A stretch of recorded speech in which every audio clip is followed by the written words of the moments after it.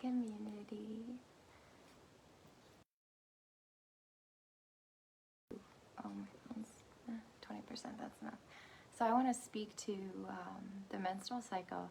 I am in flow right now, and so that is obviously up for me. It's also a big part of what I teach during the Activated Alchemist. So I'm going to do my best during this to really honor my energy, that call to be inward while still speaking this out. So I might not be as expressive as normal, but there's a good possibility that I'll still get all jazzed up because I'm excited and passionate about this. So yeah, this is for my ladies so that we may learn to really honor and embrace and embody all that is in the power of our cycle and our flow. Yeah. We are women of the moon. We are women of the red moon when we bleed.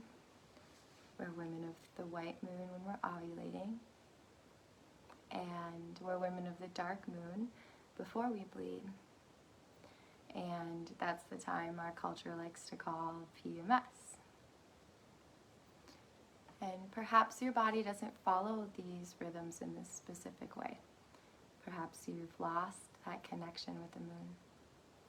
Or your body may have undergone a change that has altered its natural rhythms.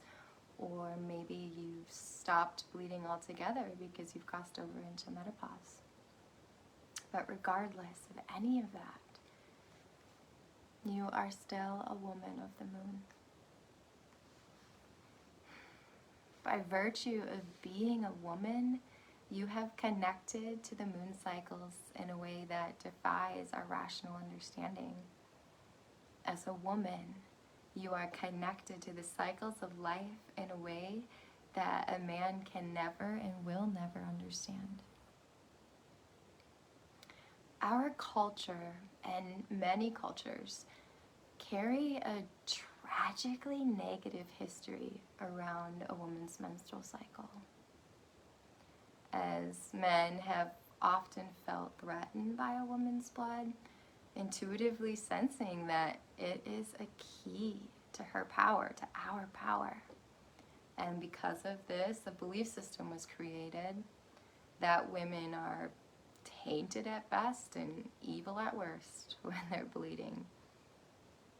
And yet, in many cultures, women, in their infinite wisdom, they've chosen to separate themselves from men during this time. And they've turned that experience into a sacred journey, a blessing. They've turned that belief that they're full of sin, and they've transformed it into an opportunity to celebrate their sacredness.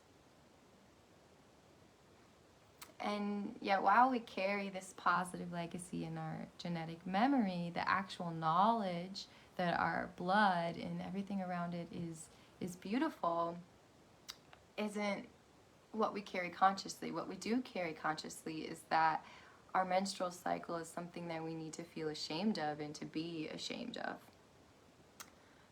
One of the women that I recently started working with inside of the Activated Alchemist, she shared with me and gave me permission to share this about how when she first started her menstruation, her grandmother actually slapped her. And her mother was sitting in the space, said nothing, and the only thing she could feel from her was shame. And while this isn't my personal story, I know that the sacredness of my cycle wasn't taught to me. And I believe it probably was never taught to my mother or my grandmother or my grandmother. But deep within, I've always longed for some ritual in this realm, for an honoring. Because how can it be wrong? How can it be wrong if every single woman on the earth does this? If we flow like the cycles around us? How? How can this be wrong or shameful or bad? Ancient cultures really understood this profoundly. The power of a woman's first blood as a natural ritual that actually marked the entrance into adulthood. And many cultures understood this so much that they even created a similar blood ceremony for young men to represent that transition from a boy to a man, a girl to a woman. There's ritual, there's ceremony, there's sacredness that's missing for us. And I've known that I've wanted that for my cycle. And there was no ritual to be found because it's not in our culture. And I can find myself frustrated by this because it's always been a source of some type of pain and frustration or even anger, that this natural transition that lives in our body as women, that it's been attempted to be almost like taken away from us through this shame. Our menstrual cycle is one of the roadmaps by which we can chart our lives. And yet we receive these messages that it's a source of shame and embarrassment. There's something wrong with that. Very wrong with that. That's like saying the moon is something to be ashamed of. Our cycle is as much a part of our body and psyche as the moon is a part of our life on this planet. And the cycle of each are intimately connected to one another. So let's look at that, the cycles of transition. So transitions typically fall into 3 phases. The separation phase, where we're asked to shed the old life and ways of being. The liminal phase, where we stand on that threshold between 2 identities or beliefs or lifestyles. And then the rebirth, where we sprout those first new roots until we are grounded enough to actually fly and expand into our world. Adolescence, graduating, moving, becoming married, becoming a parent, retirement. It all follows these cycles of transition. The daily and annual transitions follow this as well. Dawn and dusk, birthdays, holidays, seasons, even breath. The inhale, the pause, and then the exhale. It is in the fabric of nature. And our menstrual cycle flows in this rhythm. We bleed, we shed, we let go. We sit in that uncomfortable liminal zone, both before and after we bleed. And we experience this blooming of rebirth that is our ovulation. And one really fascinating aspect of the menstrual cycle is that it doesn't always fall neatly into these 3 stages. It's as if the great feminine is inviting us monthly to learn how to embrace paradox and the messiness of it all. Because in reality, we can't fit the cycles into these little boxes because, at least not a neat box, because our power is too big to be contained in categories.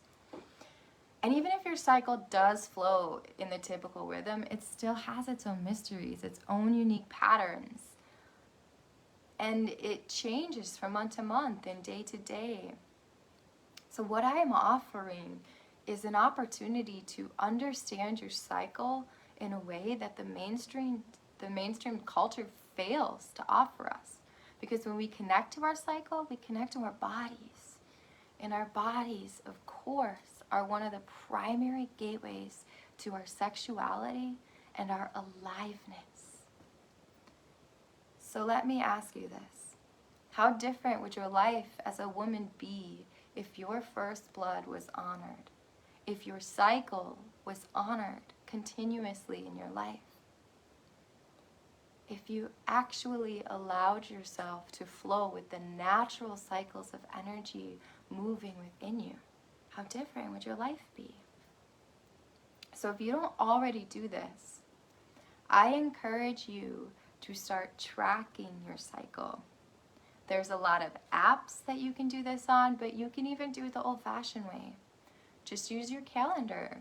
Circle the first day of the month when you start to bleed, mark it with a 1, and then 2, 3, 4, 5, depending how long your cycle is. And then as you begin to move towards ovulation, circle that day of peak ovulation so you can identify this as well. This is your peak energetic experience in the body where your creative power is really flowing through instead of releasing out. And it's amazing because as you become more aware of your cycle, you're gonna start to notice patterns that occur on certain days. Like for me, I know that towards middle tail end of my cycle, like day 19-20, I can become a little more irritable, which I know is a signal that I need more time alone, that I have to turn inward. I have to quiet down. So I encourage you to take notes of what's coming up for you on those days so that you can discover what is actually needed for you during your cycle, so you can honor yourself in your cycle. And what I really want you to realize is that when we do bleed, we are in our time of deep, deep connection and power, which is where I am right now, which is what's inspiring me to speak to this. The first day or two is generally a time to retreat into solitude and honor that like fuzziness that comes in, that's being experienced in both the mind and body, which means that we have to accept that we may be a little less effective during this time and can't access the clarity of the masculine as well. But as that different set of hormones begins to rise and gather energy, we rise into that feminine power. And we feel that surge of creativity that starts to emerge as we start moving towards that next stage of our cycle. And yet, this isn't how our culture regards our blood time. We learn early, probably before your menstruation, that bleeding is something to hide, to feel ashamed of. But why? Why would we learn to deny one of the most powerful experiences of a woman's life? Because bleeding is a death experience, and our culture is deathly afraid of death. Last few years have proved that. So one of the gifts of learning to rewire the perception of our blood time is that we get to shift into a more acceptable relationship with death in the daily life, which can serve us in so many ways. And during this time, there's also this aspect of almost like fearing our blood, because we live in a not so subtle misogynistic culture, which means that there is this strong undercurrent of fearing the power of the divine feminine. And when men fear women's power, they do everything they can to stop it, to squelch it, to squish it down. They silence what they don't understand, and we as women are taught to do the same. And eventually we believe this lie that our blood is a curse, when in reality, it is a blessing. Because every single month, we are born anew. We have the opportunity to begin again. So, how do you regard your cycle? Do you honor it? Are you embarrassed by it?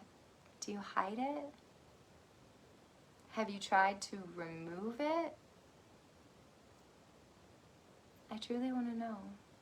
Because we, as women, in order to gain a deeper understanding of ourselves and the ability to actually tap into the power of our cycle and who we truly are, we have to embrace it.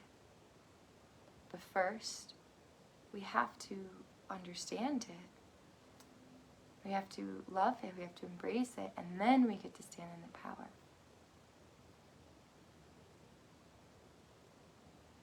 So, what is your relationship with your cycle? Tell me in the comments below, because remember, you are powerful, but you have to embrace your power